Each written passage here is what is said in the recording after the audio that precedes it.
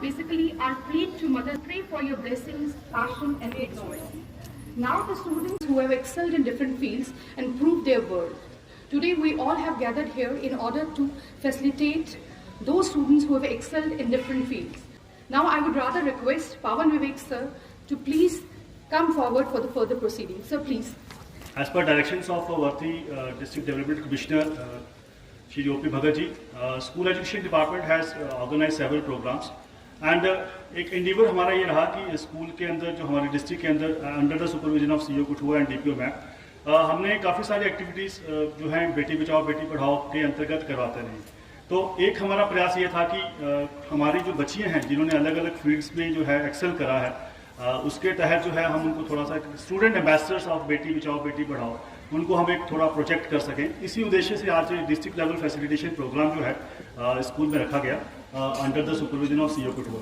Meritorious बच्चे थे sir, जो पोजीशन होल्डर बच्चे थे सर, हमको मैंने भी इसे कहा था कि जांच करा ले, लेकिन इसने मेरी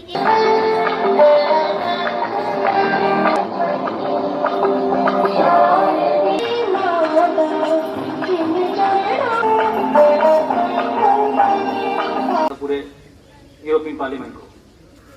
आज बहुत ही फख्र का दिन है कि एजुकेशन डिपार्टमेंट ने बेटी बचाओ बेटी पढ़ाओ के अंतर्गत एक सेमिनार का एक या कहीं वर्कशॉप का या फिर एक प्रोग्राम ऑर्गेनाइज किया है कि बेटी बचाओ बेटी पढ़ाओ के अंतर्गत किस तरीके से हम लोग अपनी बेटियों को सेव कर सकते हैं, उनको एजुकेट कर सकते हैं और कैसे अपने आप को ये अवेयरनेस जनरेट कर सकते हैं कि जो भी स्कीम्स बच्चियों के लिए आई वो किस तरीके से हमारी बच्चियों तक पहुंचे। जैसे हमारे प्रिंसिपल साहब ने आपको बताया कि पानीपत में 2015 में ऑनरेबल प्राइम मिनिस्टर साहब ने ये स्कीम शुरू की थी। उस टाइम पे चूंकि जो चाइल्ड सेक्स रेशो थी बहुत ही गिर गई थी, उसको इम्प्रूव करने के लिए ये सब कार्यक्रम चलाया गया कि लोगों का रुझान जो है बच्चियों के प्रति श्रद्धा का भाव, प्रेम का भाव उत्पन्न हो, वो अपनी बच्चियों को प्रोटेक्ट कर सकें, सेव कर सकें, भ्रूण हत्या ना करें, उनके ऊपर होने वाले जुल्म कम हो जाएं। आपको ये जानकर खुशी होगी कि 2015 में जो ग्रॉस एनरोलमेंट रेशो थी बाय एंड लार्ज 55.07 थी, आज की डेट में 55.91% है। और by and large girls students की जो एनरोलमेंट रेशो है वो बॉयज से इंक्रीज हो गई, बढ़ गई। ये ऐसे ही कार्यक्रमों का जो नतीजा है वो हमारे सामने है। आज ये हमारे लिए बड़ी फख्र की बात है कि हाँ, जितने भी गर्ल्स स्टूडेंट्स जो हमारे इस कार्यक्रम को देखेंगी, सुनेंगी, यहाँ जो भी गणमान्य व्यक्तिगण यहाँ पर बात करेंगे आपके सामने, उन लोगों की बातें सुन के यहाँ जो टीचर्स हैं, पेरेंट्स हैं, वो भी इसका बेनिफिट लेंगे, फ़ायदा लेंगे। और जो बच्चियाँ हैं वो भी अपने प्रति होने वाले किसी भी दुर्व्यवहार के प्रति एक अच्छी जो मानसिक स्थिति अपनी करके उसके खिलाफ लड़ सके, ऐसा अपनी साइकी को इस तरीके से वो डेवलप करेंगे। बच्चों को बेटी बचाओ को फैसिलिटेट करने का ये हमारे डीपीओ मैम का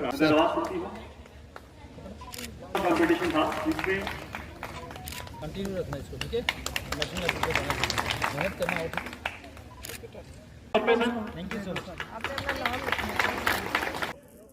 जैसे कि आप जानते हैं आज बेटी बचाओ बेटी पढ़ाओ का एक कार्यक्रम यहाँ पर आयोजित किया गया girls high secondary school Kathua के अंदर, जो सीईओ एजुकेशन और जॉइंट डायरेक्टर अरुणा मैडम, साथ में प्रिंसिपल केवल सिंह जी, इन सब ने मिल के ऑर्गेनाइज़ किया था सोशल वेलफेयर डिपार्टमेंट के बैनर तले।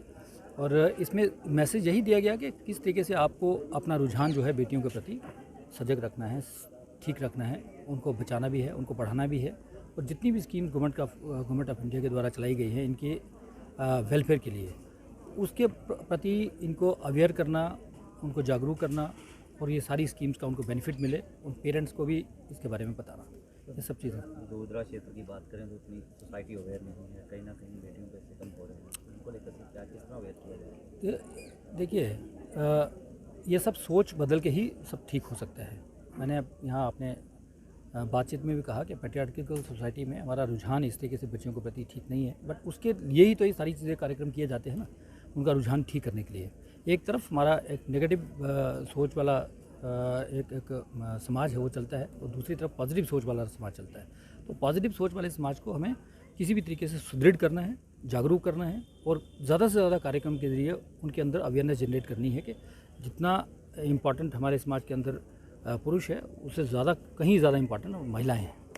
तो ये सब चीज़ें जानकारी इन्हीं ऐसे कार्यक्रम के ज़रिए ही दी जा सकती हैं, इसलिए ये कार्यक्रम यहाँ पर